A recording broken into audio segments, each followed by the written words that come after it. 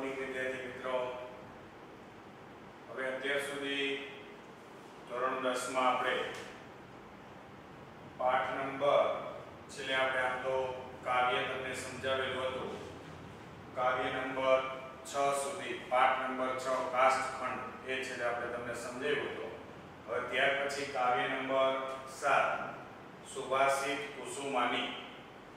હવે પહેલા તો સુભાષિત એટલે શું, તો એનું ગુજરાતી એવું થાય સુભાષિત રૂપી કુસુમાની એટલે પુષ્પો અથવા ફૂલ. સુભાષિત રૂપી પુષ્પો કાવ્ય નંબર 7 એનું ગુજરાતી થાય સુભાષિત રૂપી પુષ્પો. હવે કાવ્યના નામ પરથી અને આમ પણ આપણે સુભાષિત એટલે શું એ આમ અગાઉના ધોરણમાં પણ આપણે અભ્યાસ કરી ચૂક્યા છીએ કે સુભાષિત એટલે કે જેમાંથી જીવન જીવવાની પ્રેરણા મળે, જીવન માટે કંઈક બોધ મળે અને આપણે જે છીએ અહીંયાથી કંઈક સુધારવાના નવા વિચારો મળે, એને કહેવાય સુભાષિત. તો આવા સરસ મજાના આપણને અલગ અલગ 7 સુભાષિતો આપેલા છે અને એમનો આપણે અભ્યાસ કરવાનો છે. ખરેખર વિદ્યાર્થી મિત્રો, આ માત્ર પરીક્ષા લક્ષી જ કાવ્ય નથી, પણ જે આ સુભાષિતોમાં જે વિચારો આપેલા છે એને દરેક વ્યક્તિ જીવનમાં ઉતારવાનો અને અમલ મૂકવાનો પ્રયત્ન કરે તો અવશ્ય વ્યક્તિના જીવનમાં પરિવર્તન આવે જ. અને એ હેતુથી જ આપણને આ કાવ્ય આપેલું છે કે નહીં કે માત્ર આપણને આની શ્લોક પૂર્તિ આવડી જાય, નહીં કે માત્ર આના પ્રશ્ન અને અનુવાદ પરીક્ષામાં આવડી જાય, એ હેતુથી આ કાવ્ય આપેલું છે નહીં. કે જે સુભાષિતોમાં જે વિચારો આપણને આપેલા છે એ વિચારો ક્યાંક ને ક્યાંક આપણે જીવનમાં ઉતારવાનો પ્રયત્ન કરવાનો છે, એ હેતુથી આપણને આ કાવ્ય આપેલું છે. હવે કાવ્યની વાત કરીએ એના પહેલા એના કયા કયા શબ્દાર્થ લખવાના છે બાકી નોટમાં એની આપણે તમને વાત કરી દઈએ. ટિપ્પણમાં તમારે નામ, સ્ત્રીલિંગ, નપુંસકલિંગ, ટિપ્પણમાં નામ, સ્ત્રીલિંગ, નપુંસકલિંગ, પછી વિશેષણ, પછી કૃદંત અને શબ્દાર્થ. ફરીથી જો નામ, સ્ત્રીલિંગ, નપુંસકલિંગ, વિશેષણ, કૃદંત અને શબ્દાર્થ આટલું તમારે પાકી નોટમાં જે પાઠની જે પાકી નોટ છે એમાં તમારે શબ્દાર્થમાં આટલું બધું લખવાનું છે, વ્યવસ્થિત વાંચી લેવાના અને પછી કાવ્ય સમજો એટલે જેથી કરી અને સરળતા પડે. હવે આપણે કાવ્યની વાત કરીએ. પહેલા શ્લોકની કાવ્યનું ગુજરાતી થાય સુભાષિત રૂપી પુષ્પો અથવા સુભાષિત રૂપી ફૂલો. સભિદસ્તુ લીલયા પ્રોક્તમ શિલાલિખિતમ અક્ષર. સભિદ અસ્તુ, સભિદનો અર્થ થાય સજ્જનોથી અથવા સજ્જનો વડે. પ્રોક્તમ એટલે કહેવાયેલું, સજ્જનો વડે કહેવાયેલું. લીલયા એટલે સરળતાથી, સજ્જનો વડે કહેવાયેલું વાક્ય સરળતાથી. શિલાલિખિતમ અક્ષર, શિલા એટલે પથ્થર પર, પથ્થર પર લખેલા અક્ષર સમાન છે. સજ્જનોથી કહેવાયેલું, સજ્જનોથી સરળતાથી પણ કહેવાયેલું વાક્ય, સજ્જનોથી સરળતાથી પણ કહેવાયેલું વાક્ય પથ્થર પર લખેલા અક્ષર સમાન છે. સજ્જનોથી સરળતાથી પણ કહેવાયેલું વાક્ય પથ્થર પર લખેલા અક્ષર સમાન છે. સજ્જનોથી સરળતાથી પણ કહેવાયેલું વાક્ય અથવા વચન પથ્થર પર લખેલા અક્ષર સમાન છે. અસભિદ અ, દુર્જનોથી, દુર્જનોથી સપથાન અપી, સોગંધથી પણ, દુર્જનોથી સોગંધથી પણ કહેવાયેલું જલે લિખિતમ અક્ષર વચન પાણીમાં લખેલા અક્ષર સમાન છે. દુર્જનોથી સોગંધથી પણ કહેવાયેલું વચન પાણીમાં લખેલા અક્ષર સમાન છે. ફરીથી પહેલા શ્લોકમાં જોવો. સજ્જનોથી સરળતાથી પણ કહેવાયેલું વચન અથવા વાક્ય, સજ્જનોથી સરળતાથી પણ કહેવાયેલું વાક્ય પથ્થર પર લખેલા અક્ષર સમાન છે. દુર્જનોથી સોગંધથી પણ કહેવાયેલું વચન પાણીમાં લખેલા અક્ષર સમાન છે.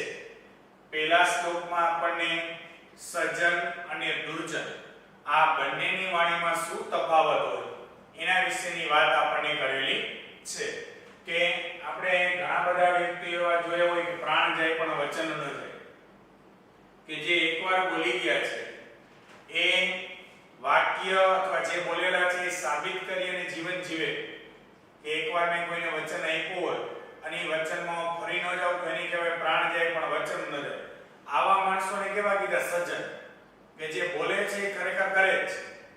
અને અમુક લોકો એવા હશે કે માત્ર સારી સારી વાતો કરી દે પણ જ્યારે સમય આવે ત્યારે કઈ વાતો જે કરેલી હોય એ પ્રમાણે એ ચાલે નહીં, તો આને દુર્જન લોકો કીધા. દાખલા તરીકે આપણે ક્લાસનું સામાન્ય ઉદાહરણ લઈએ. હવે ઘણી વખત ક્લાસમાં કોઈ બે વ્યક્તિ લેસન કરી નથી, બે વ્યક્તિ ઊભા છે. હવે સાહેબે પૂછ્યું કેમ બેટા લેસન નથી કર્યું? તો કે સાહેબ કોઈ કારણસર આજે મારે ભૂલાઈ ગયું છે એટલે લેસન નથી થયું. બીજા વ્યક્તિએ એમ કીધું સાહેબ મેં નથી કર્યું લેસન. બંને લેસન નથી કર્યું એ જ છે, પણ પહેલા વ્યક્તિને સાહેબે બેસાડી દીધો અને બીજા વ્યક્તિને પ્રસાદી દીધી. તો એનું કારણ શું? કારણ એક જ કે પહેલા વ્યક્તિને જે બેસાડ્યો એ માત્ર એક જ વખત ભૂલી ગયો છે, કોઈ દિવસ ક્યારે બાના આપતો નથી ને સાચું જ કહે છે. તો બીજા વ્યક્તિને કેમ પ્રસાદી ખાવી પડી? તો એનું કારણ એક જ કે દર વખતે એ બાના જ આપે છે, બરાબર? પછી એમ કે હું કાલે કરી આવીશ તો કાલે પણ કરી આવતા નથી. તો સજ્જન અને દુર્જનના વચનમાં આટલો ફેર હોય કે અહીં કીધું પથ્થર પર લખેલા અક્ષર. હવે સજ્જન જે બોલે ને એ પથ્થરમાં લખેલા અક્ષર સમાન, એટલે કે પથ્થરમાં લખેલું હોય ભૂસી શકાય નહીં કોતરણી દ્વારા. હવે દુર્જનનું વચન કેવું છે? તો કે પાણીમાં લખેલા અક્ષર સમાન. હવે દાખલા તરીકે હું લખું પાણીમાં આઈ લવ માય ઇન્ડિયા. હવે તો મને એકને જ ખબર હોય મેં શું લખ્યું, બીજાને કોઈ ખબર ન હોય. તો અહીંયા આપણને એમ કીધું દુર્જનના વચન આવા હોય કે દુર્જન સારું બોલે અને ખરાબ કામ કરે, જ્યારે સજ્જન સાચું અને સારું બોલે ત્યારે એની વાણીમાં પરિવર્તન થાય નહીં. એટલે સજ્જન અને દુર્જન વચ્ચે શું તફાવત છે એની વાત આપણે પહેલા શ્લોકમાં કરેલી છે. ત્યાર પછીનો બીજો શ્લોક જોવો. સેવિત્યો મહાવૃક્ષ ફલ છાયા સમન્વિતઃ. ફળ અને છાયાથી યુક્ત મોટા વૃક્ષોનું સેવિત્ય રક્ષણ કરવું જોઈએ.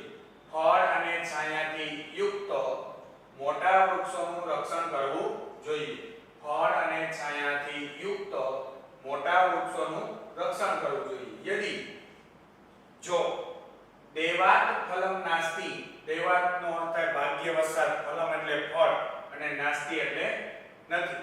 જો ભાગ્યવશાત ફળ નથી, છાયા કેમ નિવારયતે, છાયાને કોણ અટકાવી શકે? જો ભાગ્યવશાત ફળ નથી તો છાયાને કોણ અટકાવી શકે? ફળ અને છાયાથી યુક્ત મોટા વૃક્ષોનું રક્ષણ કરવું જોઈએ. જો ભાગ્યવશાત ફળ નથી તો છાયાને કોણ અટકાવી શકે? આ જે બીજો જે શ્લોક આપણને આપેલો છે એ વૃક્ષોનું રક્ષણ કરવું જોઈએ. અને આમ પણ વર્ષા ઋતુનો સમય એટલે વૃક્ષો વાવીએ તો પણ સરળતાથી ઓછી મહિને અત્યારે ઉગી જાય, એટલે વૃક્ષોનું રક્ષણ કરવું જોઈએ એવા પ્રકારનો સંદેશો આપણને આપે છે. જો એનું ઉદાહરણ પણ અંદર આપ્યું કે દાખલા તરીકે આપણી ઘરે કોઈ હવે એક વૃક્ષ છે, આપણે વાત કરીએ કે જાંબુડાની સીઝન છે, જાંબુડાની વાત કરીએ. દાખલા તરીકે આપણા ઘરે કોઈ જાંબુડાનું વૃક્ષ છે. હવે કોઈ કારણોસર કોઈ રોગ લાગુ પડી ગયો અને આ વખતે જાંબુડા આવ્યા નહીં, જાંબુડા નથી આવ્યા એટલે ફળ નથી આપતો પણ છાંયો ઈ આપશે, છાંયો અટકાવી દેશે નહીં? અટકાવી. એટલે અહીંયા આપણે એમ કે વૃક્ષોની ઘણી બધી ઉપયોગિતાઓ છે. કદાચ ફળ ન આપે તો કાંઈ પણ છાંયો તો આપે જ છે. તો એટલા માટે આપણે વૃક્ષોનું શું કરવું જોઈએ? રક્ષણ કરવું જોઈએ. ત્યાર પછીનો ત્રીજો શ્લોક જો. આરોપ્યતે શિલા શૈલે યજ્ઞેન મહતા યથા. યથા એટલે જેમ, જેમ વધારે પ્રયત્નથી, જેમ વધારે પ્રયત્નથી પર્વત પર શિલા, શિલા એટલે શિલા કી જવાની મુનિ બદનામી એની વાત નથી કરી. શિલા એટલે પથ્થર. જેમ વધારે પ્રયત્નથી પર્વત પર પથ્થરને આરોપ્યતે લઈ જવા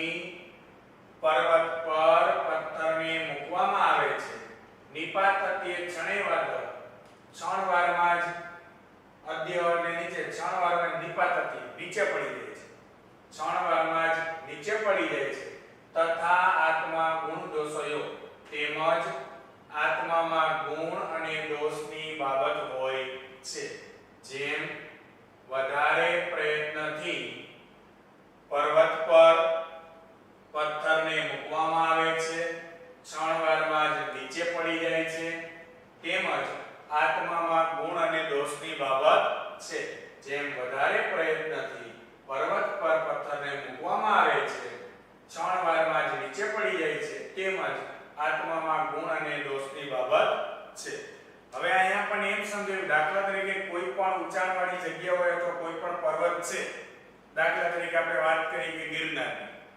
હવે ગિરનાર ઉપર આપણે કોઈ પણ વસ્તુ ચડાવી હોય તો દાખલા તરીકે એક પથ્થર અથવા નાનો પાણાને આપણે અહીંયા લઈને પહોંચાડવો છે ઉપર તો લઈ જવામાં કેટલી તકલીફ પડશે કેમ કે અહીંયા ઉપર પહોંચવામાં આપણા જેવાના પગ છે એ દુખવા માંગતા હોય ચાલી જવું હોય એમ ખાલી વસ્તુ ઉપાડ્યા હોય તો વાય પથ્થરને લઈને જવાનો કે તો એને પહોંચાડવામાં ઘણી બધી તકલીફો પડશે હવે આપણે અહીંયા ઉપર પહોંચાડી દીધો અને કદાચ આપણે ઠેબુ એક પગનું મારી તો ધડાડી નીચે પડે ને કેટલાને ટકા પડી તો એ પથ્થર ઝડપથી નીચે પડી જાય તો એવી જ રીતે અહીંયા આપણે શું કીધું એવી જ રીતે આત્મામાં ગુણ અને દોષની બાબત છે સારી બાબત ગ્રહણ કરતા આપણે ઘણી બધી વાર લાગે જ્યારે ખરાબ બાબત તો જેમ પથ્થર ઝડપથી નીચે પડે છે એવી જ રીતે આપણે ખરાબ બાબત ઝડપથી ગ્રહણ કરી લઈએ હવે દાખલા તરીકે કોઈ આપણે એમ કે 10માં વાંચવાનું ન હોય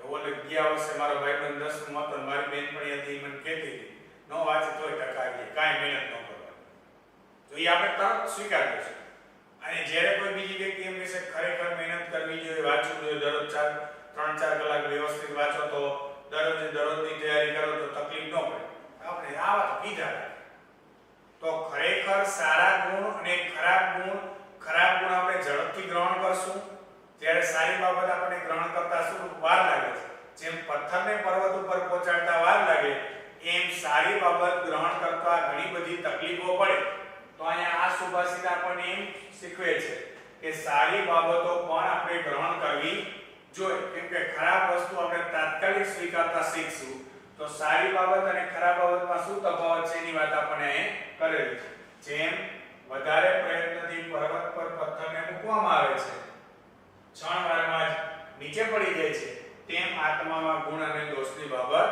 છે ત્યાર પછી જો ક્ષણે રુષ્ટ ક્ષણે તુષ્ટ ક્ષણવારમાં રોષે ભરાય ક્ષણવારમાં સંતુષ્ટ થાય ક્ષણવારમાં રોષે ભરાય ક્ષણવારમાં સંતુષ્ટ થાય રુષ્ટ તુષ્ટ ક્ષણે ક્ષણવારમાં રોષે ભરાય અને સંતુષ્ટ થાય એટલે પહેલી લીટીનું ગુજરાતી એવું થાય ક્ષણવારમાં રોષે ભરાય ક્ષણવારમાં સંતુષ્ટ થાય ક્ષણવારમાં રોષે ભરાય અને ક્ષણવારમાં સંતુષ્ટ થાય અવ્યવસ્થિત ચિત્તસ્ય અવ્યવસ્થિત મનવાળાની પ્રસાદોપી એટલે કૃપા પણ અવ્યવસ્થિત મનવાળાની કૃપા પણ ભયંકર એટલે ભયંકર છે અવ્યવસ્થિત મનવાળાની કૃપા પણ ભયંકર છે અહીં જો આપણે કૃપા એની કેમ ભયંકર હવે મોજમાં હોય તો વાંધો આવે નહીં બરાબર મોજમાં ન હોય તો એ આપણને દે કૃપા આપતો હોય એને શ્રાપ તો આનો કહેવાનો સીધો અર્થ શું થાય દાખલા તરીકે એક ભાઈ રસ્તામાં આવ્યા હતા તો આપણે શેરીમાં નીકળી આપણે બોલે કેમ છે મજામાં ને તો કે બહુ મજામાં હોય એકદમ ખબર હે પૈસા વાળો થઈ ગયો એટલે સામેથી બોલાવે છે બીજે દિવસે આપણે નીકળ્યા હવે આપણે એમ થયું કાલાને એમ કીધું તો નથી બોલાવવાનું આપણે ન બોલે તો એ ભાઈ સામેથી વળી કા હવા આવી ગઈ ને બસ ને અમને ખબર હતી તમે બોલાવો જ નહીં તો આ શું કીધું કે ક્ષણવારમાં રોષે ભરાય ક્ષણવારમાં સંતુષ્ટ થાય ક્ષણવારમાં રોષે ભરાય અને સંતુષ્ટ થાય અવ્યવસ્થિત મનવાળાની કૃપા પણ કેવી હોય ભયંકર હવે આપણને તો ખબર ન હોય કે ભાઈ કઈ મોજમાં હશે આપણને હોય આપણને એમ થાય કે મોજમાં છે અને ખરેખર એ મોજમાં ન હોય હવે આપણે મોજમાં છે એવું વિચારીને એની સાથે વ્યવહાર કરીએ તો આપણે પરિણામ બીજું ભોગવવું પડતું હોય. તો અહીં શું કીધું? અવ્યવસ્થિત મનવાળાની. હવે ગાંડા જેવું કામ છે. હવે ગાંડો આયલો જતો હવે ગાંડાનું નામ લેવાય કેમ કે આપણે ગાંડાની બાજુ આપણી બાજુમાં ગાંડો નીકળે આપણે રસ્તો બદલે કેમ કે એનું નક્કી ન હોય. તો અહીંયા આપણે કીધું અવ્યવસ્થિત મનવાળાની કૃપા પણ કેવી છે? ભયંકર. પણ આજકાલના માણસો ગાંડાથી ની ભેદ થઈ ગયા. ગાંડાના ઈશારા કરતા હોય. એટલે ગાંડા જ ખરાબ હોય એમ આપણે એને જ કહેતા. પણ જેના મનનો ઠેકાણું ન હોય એવા માણસની કૃપા પણ શું છે? ભયંકર છે. ક્ષણવારમાં રોષે ભરાયેલ, ક્ષણવારમાં સંતુષ્ટ થયેલ, દરેક ક્ષણે રોષે ભરાયેલ અને સંતુષ્ટ થયેલ અવ્યવસ્થિત મનવાળાની કૃપા પણ ભયંકર છે. ત્યાર પછીનો શ્લોક જો યથા ચતુર્ભ્ય વનકમ પરીક્ષ્યતે. જેમ 4 રીતે સોનાની પરીક્ષા થાય છે. જેમ 4 રીતે સોનાની પરીક્ષા થાય છે. આમ તો અત્યારે બજારમાં સોનાનું નામ લેવાય એમ છે નહીં. આંકડો પછી ગયો 50,000 ની પાર. હોય તો દેવાની વાત કરો, લેવાની વાત કરાય નહીં. તો અહીંયા આપણે શું કીધું? જેમ 4 રીતે સોનાની પરીક્ષા થાય. સોનાની પરીક્ષા 4 રીતે કઈ રીતે? તો કે નિર્ઘસન, ઘસીને, છેદે, કાપીને, તાપ, તપાવીને અને તાડને એટલે ટીપી. જેમ 4 રીતે સોનાની પરીક્ષા થાય છે, ઘસીને, કાપીને, તપાવીને અને ટીપીને. જેમ 4 રીતે સોનાની પરીક્ષા થાય છે, ઘસીને, કાપીને, તપાવીને અને ટીપીને. તથા તેમ ચતુર્ભ્ય પુરુષ પરીક્ષા. તેમ 4 રીતે પુરુષ અને માત્ર પુરુષની જ વાત નથી. એમાં સ્ત્રી અને પુરુષ બંને આવી. એટલે કોઈ હરખાવાની બહુ જરૂર છે નહીં. તેમ 4 રીતે માણસની પરીક્ષા થાય છે. તેમ 4 રીતે માણસની પરીક્ષા થાય છે. શ્રુતે, જ્ઞાન, શીલે, ચારિત્ર્ય, ગુણે, ગુણથી અને કર્મથી. તેમ 4 રીતે માણસની પરીક્ષા થાય છે. જ્ઞાનથી, ચારિત્ર્યથી, ગુણથી અને કર્મથી. ફરીથી જોવો. જેમ 4 રીતે સોનાની પરીક્ષા થાય છે, ઘસીને, કાપીને, તપાવીને અને ટીપીને. તેમ 4 રીતે માણસની પરીક્ષા થાય છે. જ્ઞાનથી, ચારિત્ર્યથી, ગુણથી અને કર્મથી. આપણને એમ થાય કે સોનાની આટલી બધી કિંમત, પણ એમનેમ એની કિંમત વધી નથી. કેમ? તો ક્યાંય શું કીધું કે એના ઉપર આ 4 પ્રકારની પ્રક્રિયા થાય છે ત્યારે ખરેખર સોનાની કિંમત જે આપણે બજારમાં જોઈએ છે 50,000 ને પાર, ત્યારે 50,000 ને પાર પહોંચે. હવે આપણે બજારમાં સોના જેવું કિંમતી બનવું હોય તો આ 4 બાબત જે છે જીવનમાં ઉતારવી જોઈએ. પહેલી વસ્તુ જ્ઞાન. હવે આપણી પાસે કોઈ એવી આવડત છે, હવે જે બાજુવાળા વ્યક્તિને જરૂર પડી તો આપણા જ્ઞાનને કારણે સ્વાભાવિક એને જરૂર પડી એટલે આપણે બોલાવશે. તો આજના સમયમાં આપણી પાસે શું હોવું જોઈએ? પહેલા તો જ્ઞાન. હવે આપણને સાહેબ વાંચવાનું, લખવાનું કે ઘરે બેઠા ઓનલાઈન જોતા હોય અને મોઢા નમી જતા હોય, બરાબર, ઓનલાઈન ચાલુ હોય, મોબાઈલમાં બીજી ગેમ ચાલુ હોય, તો ખરેખર જ્ઞાનની પ્રાપ્તિ ન થાય. એટલે પહેલું આપણને શું કીધું? જ્ઞાન.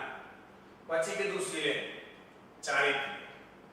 કેમ કે સાચી માણસની ઓળખ છે ને વાસ્તવિક ચારિત્ર્ય છે. દેખાવ કેવો છે એ નહીં, પણ ખરેખર એનું ચારિત્ર્ય કેવા પ્રકારનું છે. હું મારી પોતાની તો પ્રશંસા કરું, પણ ગામ શું કહે છે?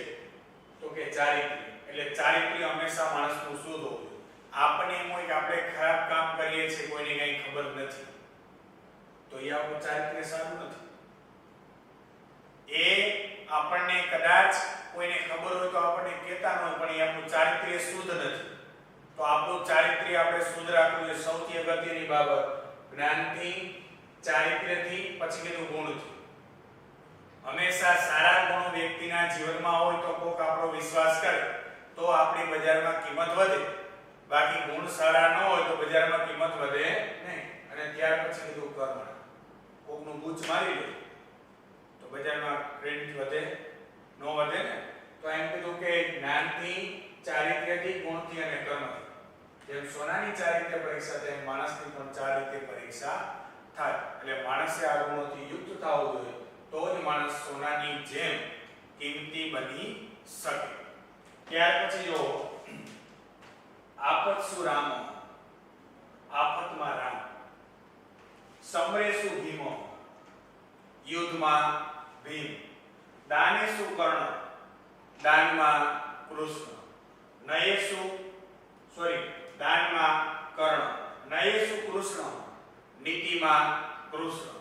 ભીમ પ્રતિજ્ઞા પરિપાલનેસુ, પ્રતિજ્ઞાનું પરિપાલન કરવામાં ભીષ્મ. પ્રતિજ્ઞાનું પરિપાલન કરવામાં ભીષ્મ. વિક્રાંત કાર્યેસુ ભવાંજનેય, પરાક્રમ ભર્યા કામ કરવામાં હનુમાનજી. પરાક્રમ ભર્યા કામ કરવામાં હનુમાનજી. આ શ્લોક આપણને શ્લોક પૂર્તિમાં પરીક્ષામાં પૂછાયો છે. અત્યારે આપણે આ આપેલો છે એટલે આ શ્લોક આપણે ગાવાનો પ્રયત્ન કરશું. તો આપણો હેતુ એક જ છે કે આપણે દરરોજ શ્લોક જેમ શાળાએ આપણે આવીએ ત્યારે આપણે પહેલા જેમ દરરોજ શ્લોક બોલાવતા 10 વાળા હતા એને 9 વાળા વિભક્તિના રૂપો બોલતા. હવે એવી રીતે શાળા શરૂ થશે એટલે જેમ આપણો પિરિયડ ચાલુ થાય ત્યારે દરરોજ આપણે જે શ્લોક પૂર્તિ આવતી હોય અગાઉના કાવ્યમાં પણ આવી ગઈ છે પણ એ ફરીથી આપણે તમને રાગ સાથે કહી દેશું એટલે ત્યારે શ્લોક પૂર્તિ બોલવાની જેથી કરીને શ્લોક પૂર્તિ આપણને સરળતાથી પરીક્ષામાં આવડી જાય.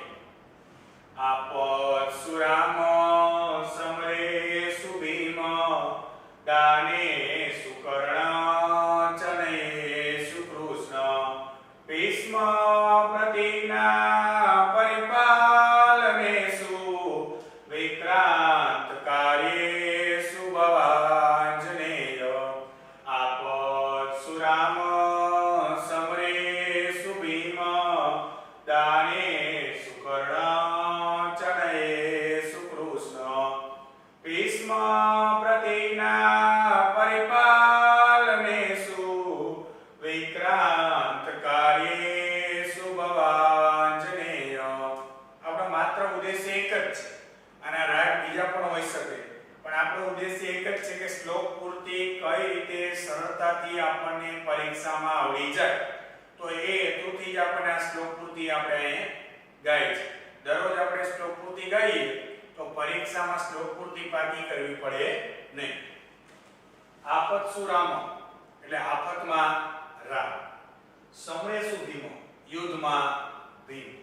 આફતમાં અહીં કેના જેવા ગુણો ગ્રહણ કરવાની વાત કરી તો કે આફતમાં રામ, યુદ્ધમાં ભીમ, દાનમાં કર્ણ, નીતિમાં કૃષ્ણ, પ્રતિજ્ઞાનું પરિપાલન કરવામાં ભીષ્મ અને પરાક્રમ ભર્યા કામ કરવામાં આંજનેય એટલે અંજની પુત્ર એટલે હનુમાનજી અને ભવ એટલે થાજો.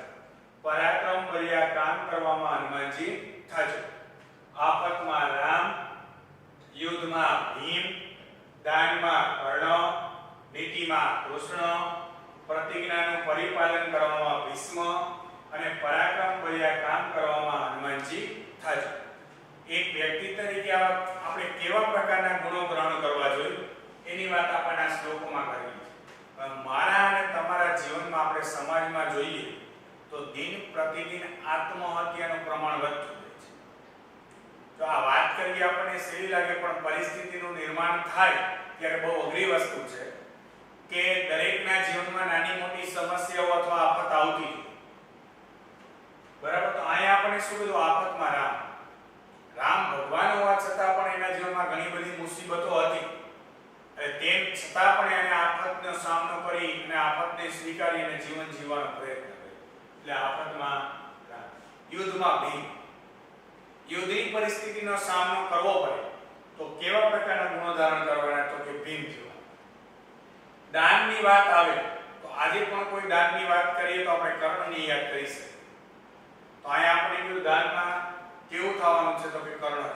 હું એમ નથી કહેતો કરોડો રૂપિયાનું વ્યક્તિ દાન કરે પણ 1 રૂપિયાનું દાન પણ જો એનો સાચો ભાવ હશે તો એના માટે ખરેખર દાનનો મહિમા ખૂબ જ છે. કરોડોનું દાન કરે અને દેખાદેખી કરે એની જ અહીં વાત નથી પણ ઘણી વખત એવું હોય કે સમાજમાં વ્યક્તિની પ્રતિષ્ઠાની કારણે દાન આપતો હોય કે સમાજમાં આપણું સ્ટેટસ છે હવે હું દાન આપું તો ચડે તો તો અહીંયા આપણે ભાવપૂર્વકનું દાનની વાત કરી કે દાનમાં કૃષ્ણ, દાનમાં કર્ણ, નીતિમાં કૃષ્ણ. નીતિ પાલન કરવાની વાત હોય તો કૃષ્ણ જેવા ગુણોને ધારણ કરવા જોઈએ. ત્યાર પછી કીધું પ્રતિજ્ઞાનું પાલન કરવાની વાત હોય તો ભીષ્મ, અને પરાક્રમ ભર્યા કામ કરવાની વાત હોય તો હનુમાનજી. આવા ગુણો આપણે મારે અને તમારે ક્યાંક જીવનમાં ઉતારવાનો શું કરવાનો છે? પ્રયત્ન કરવાનો છે. ત્યાર પછીનો છેલ્લો શ્લોક, પ્રારબ્ધતે ન ખલુ વિઘ્ન ભય નીચે. નીચ માણસ ખરેખર વિઘ્નના ભયથી પ્રારબ્ધતે ન કાર્યની શરૂઆત કરતો નથી. નીચ માણસ ખરેખર વિઘ્નના ભયથી કાર્યની શરૂઆત કરતો નથી. નીચ માણસ ખરેખર વિઘ્નના ભયથી કાર્યની શરૂઆત કરતો નથી.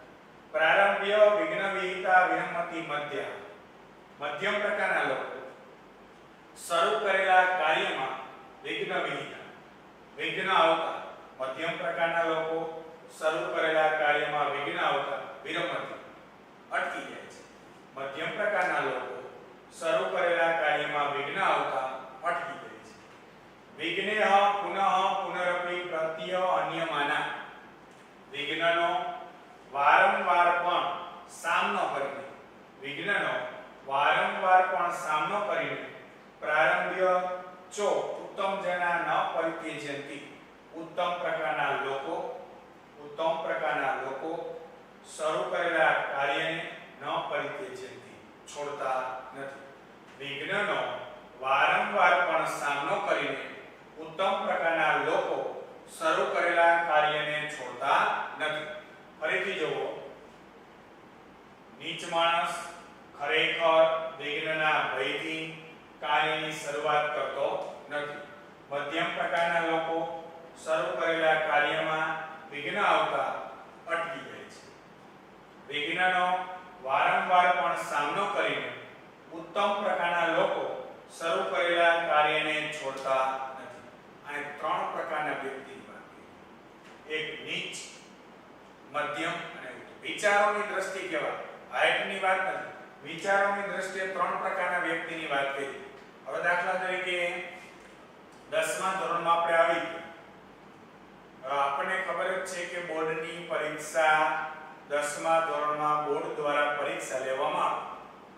હવે જો આપણે મહેનત ન કરીએ તો પરિણામ શું આવશે આપણે જાણીએ છીએ. હવે અમુક લોકો એવું વિચારે કે આપણે મહેનત કરશું અને પેપર જો થોડું નીકળશે તો બહુ મહેનત કરી પેપર નીકળે તો એ માર્ક ન આવે તો એટલે એ કાર્યની શરૂઆત તો આને નીચ માણસ કહેવાય. બીજું શું કીધું? મધ્યમ પ્રકાર.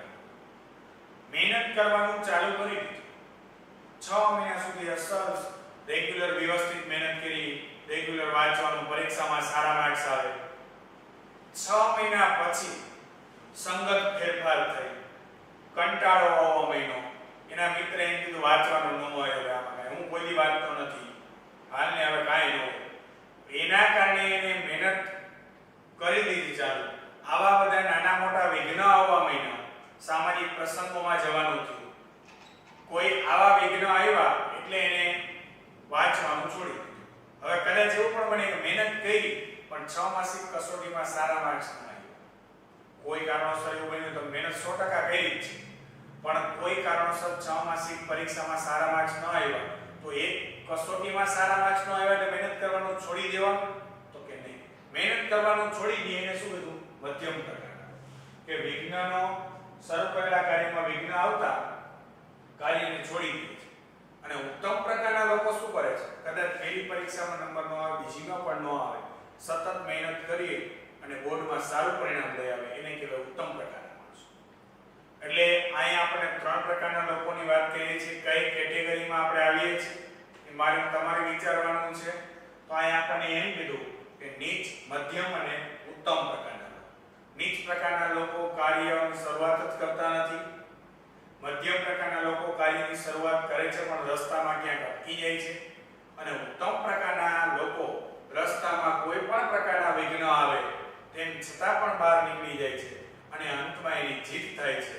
તો તો અહીંયા આપણને કીધું આપણે ઉત્તમ બનવાનો પ્રયત્ન કરવો જોઈએ. તો આ કાર્ય નંબર 7 ની વાત થઈ. ફરીથી બધા શ્લોકમાં એકવાર માત્ર હું તમને ગુજરાતી કરાવી દઉં. સજ્જનો વડે સરળતાથી પણ કહેવાયેલું વચન પથ્થર પર લખેલા અક્ષર સમાન છે. દુર્જનોથી સોગંદથી પણ કહેવાયેલું વચન પાણીમાં લખેલા અક્ષર સમાન છે. ફળ અને છાયાથી યુક્ત મોટા વૃક્ષોનું રક્ષણ કરવું જોઈએ. જો ભાગ્યવશાત ફળ નથી તો છાયાને કોણ અટકાવી શકે? જેમ વધારે પ્રયત્નથી પર્વત પર પથ્થરને લઈ જવામાં આવે છે અથવા મૂકવામાં આવે છે, ક્ષણવારમાં નીચે પડી જાય છે, તેમજ આત્મામાં ગુણ અને દોષની બાબત છે. ક્ષણવારમાં રોષે ભરાયેલ, ક્ષણવારમાં સંતુષ્ટ થયેલ, ક્ષણવારમાં રોષે ભરાયેલ અને સંતુષ્ટ થયેલ અવ્યવસ્થિત મનવાળાની કૃપા પણ ભયંકર છે. જેમ 4 રીતે સોનાની પરીક્ષા થાય છે, ઘસવાથી, કાપવાથી, તપાવવાથી અને ટીપવાથી, તેમ 4 રીતે માણસની પરીક્ષા થાય છે, જ્ઞાનથી, ચારિત્ર્યથી, ગુણથી અને કર્મથી. આફતમાં રામ, યુદ્ધમાં ભીમ, દાનમાં કર્ણ, નીતિમાં કૃષ્ણ, ભીષ્મ, પ્રતિજ્ઞાનું પાલન કરવામાં ભીષ્મ, પરાક્રમ ભર્યા કામ કરવામાં હનુમાનજી થાજી. નીચ માણસ ખરેખર વિઘ્નના ભયથી કાર્યની શરૂઆત કરતા નથી. મધ્યમ પ્રકારના લોકો શરૂ કરેલા કાર્યમાં વિઘ્ન આવતા અટકી જાય છે. વિઘ્નનો વારંવાર પણ સામનો કરીને ઉત્તમ પ્રકારના લોકો શરૂ કરેલા કાર્યને છોડતા નથી. તમારે પાકી નોટમાં સ્વાધ્યાયમાં પ્રશ્ન નંબર 2, 4 અને 5 આ 3 પ્રશ્નો પાકી નોટમાં લખવા